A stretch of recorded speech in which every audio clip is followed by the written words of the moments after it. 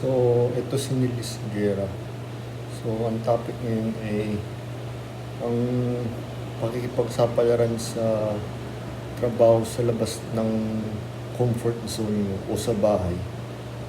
So, natatakot ba kayo? Kasi merong mga bagay kayong dapat malaman para makatulong sa pakikipagsapalaran ninyo sa labas. So, para sa mga adventure na denizen na tulad ko, normal lang ang pakikipagsapalaran sa labas. Hindi ako madaling maligaw. Kakahanap ako ng tirahan sa labas kahit ang panganib ito. Kasi sanay na ako sa mga haharapin sa labas ng bahay o comfort zone. So, kunwari, alamin nyo yung mga details ng larong World of Warcraft. Doon makikita niyo ang labas ng bahay, ang labas ng opisina, isang delikadong kagubatan. May mga lubak-lubak na daan na mahirap tahakin. Minsan maliligaw ka. Pero madami kang makikitang mga kakampi mo at pareho din ng mga kalaban mo.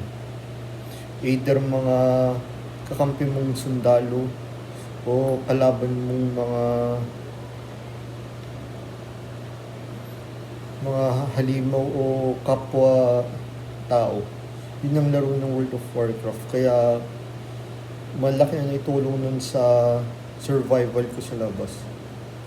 So, ano ba yung pakikipagsapalaran sa labas? Ano man tawag doon? Adventurer, survival, warrior, soldier. Madaming tawag doon. Iba't iba. Iba't iba din yung skills na kailangan.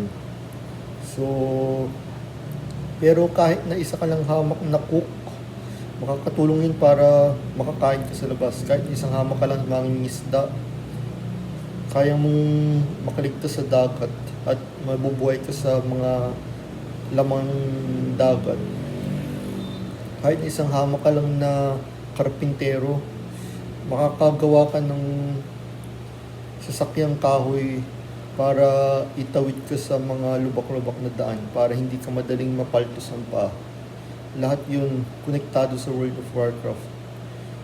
Kahit naman bago ko World of Warcraft, nung Ragnarok Online pa yung ina-idol ko, naiintindihan ko na yung buhay sa labas o adventure Nag-evolve lang sa World of Warcraft nung tumanda ako kasi mas mature na yung content. Actually, World of Warcraft yung larong pinaka-mature yung content. So, may experience din ako sa labas nung binata pa ako. Gala-gala ako sa kadiliman ng gabi ng Metro Manila. Pag naman umaga, dun sa mahahabang kalye ng traffic ng Metro Manila, walang GPS, walang mapa, walang cellphone. Tumitingin na ako sa daanan ng mga tao at sasakyan para malaman ko kung saan ako pupunta sa kinaroroonan ko. So, nagtagumpay naman ako sa mga pakikipagsapalaran kong yun. So, bali, ang point ko lang naman, kailangan mo makipagsapalaran para makawala sa kahirapan sa loob ng opisina mo o bahay mo. Kasi, mauubos at mauubos din yung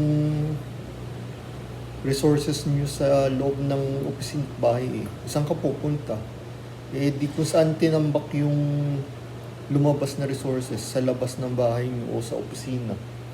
Kaya kailangan ka mag-adventure. Lahat tayo nag-adventure o nakikipagsapalaran sa Tagalog. So, kasi please pardon me, English speakers, if I speak in Tagalog. I hope you learn to speak Tagalog too because I am a Filipino.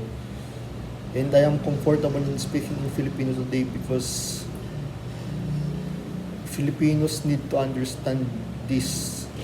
Because I know you guys in the foreigners travels a lot and have enough adventure experience, but Filipinos are an archipelagic nation and live in archipelagic nation and lack the experience in traveling.